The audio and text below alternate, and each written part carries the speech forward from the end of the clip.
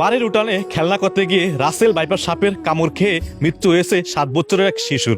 দর্শক, এই ঘটনাটি ঘটেছে যশোরে।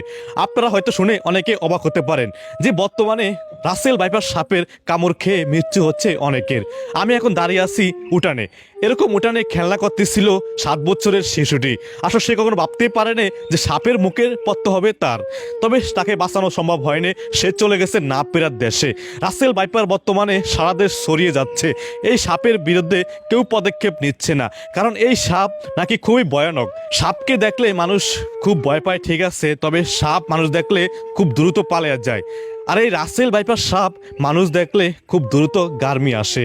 আসলে এই সাপটি নাকি খুব ভয়ানক। এই সাপটি আগে কখনো বাংলাদেশে ছিল না। এই সাপটি আসছে ইন্ডিয়া থেকে বন্যার পানির সাথে। আপনারা জানেন যে প্রত্যেক বছর কিন্তু ইন্ডিয়া থেকে বাংলাদেশে পানি আসে সিলেট হয়ে। এবারও কিন্তু সিলেট ডুবে গেছে বন্যার পানিতে।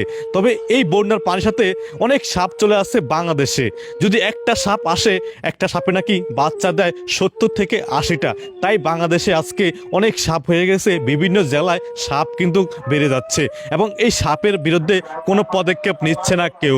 আমরা জানাবো দর্শক আপনাদের সবাইকে, আপনারা সবাই একসাথে হয়ে বাংলাদেশ সরকারের কাছে আবদার করুন যে খুব দ্রুত ভ্যাকসিন বাড়ি করার জন্য।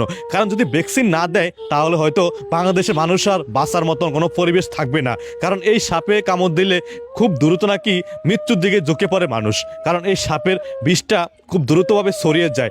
অন্যান্য সাপ যখন কামড় দেয় তখন কিন্তু বিষ কিন্তু আস্তে আস্তে শরীরে কিন্তু যায়, তবে এই সাপের বিষ নাকি খুব দ্রুতভাবে ছড়ায়। তো আমরা বাংলাদেশ সরকারের কাছে একটা জিনিস আবদার করব, যাতে খুব দ্রুতভাবে এই রাসেল ভাইপার সাপের ভ্যাকসিন বাইর করে। কারণ এই রাসেল ভাইপার সাপ বাংলাদেশের বিভিন্ন জেলায় কিন্তু ছড়িয়ে গেছে, আপনারা জানেন। যদি সবাই যদি একসাথে আমরা সরকারের কাছে আবেদন করি, হয়তো সরকার কিন্তু খুব দ্রুতভাবে রাসেল ভাইপারের ভ্যাকসিন বের করার জন্য সেই পদক্ষেপ নেবে।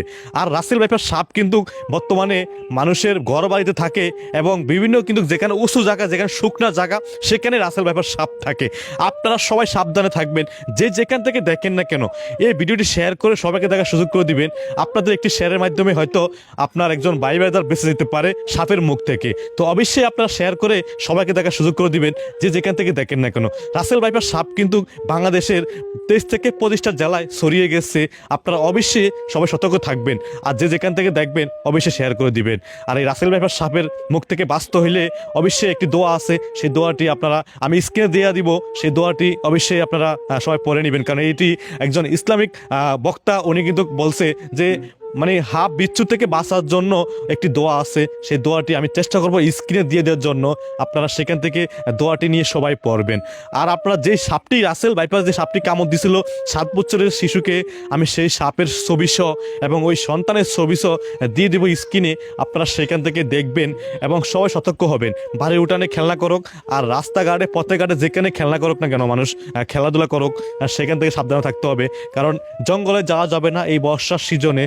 আপনার রাস্তাঘাটে হাঁটাচলা করা যাবে না ও কারণ অনেকে আছেন জঙ্গলে যান, স্কুলের মাঠে খেলেন, যে কোনো জায়গায় আপনার জমিতে খেলেন, তবে বন জঙ্গলের থেকে সাবধান থাকতে হবে। এই সাপ নাকি বেশিরভাগে বন জঙ্গলে থাকে এবং আপনার মানুষের ঘর বাড়ি শুকনো জায়গায় বেশিরভাগে থাকে।